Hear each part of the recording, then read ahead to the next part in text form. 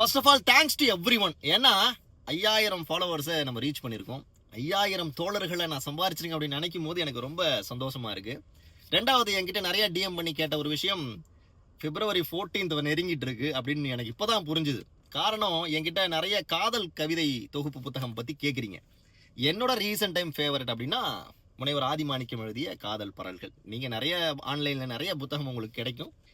எனக்கு பிடித்தமான புத்தகம், படிக்க படிக்க சுவை தரக்கூடிய ஒரு புத்தகம் அப்படின்னா எனக்கு இந்த புத்தகம் தான். தினந்தோறும் ஒரு கவிதையாவது இரவுல படிக்காம நான் உறங்குறதே இல்லை.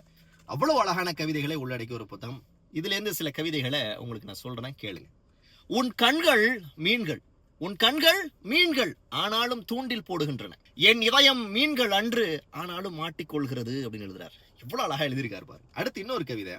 எந்த தொழில்நுட்பத்தாலும் நிரூபிக்கவே இயலாதது ஓரப்பார்வையால் இதயம் களவாடும் உன் காதல் தொழில்நுட்பத்தை அப்படின்னு எழுதுறார். எந்த தொழில்நுட்பத்தாலும் நிரூபிக்கவே இயலாதது ஓரப்பார்வையால் என் இதயம் களவாடும் உன் காதல் தொழில்நுட்பத்தை அப்படின்னு எழுதுறார். ரொம்ப அழகா இருக்குல்ல. இன்னொரு கவிதை. தேன்கூட்டை மாந்தர் அபகரிப்பது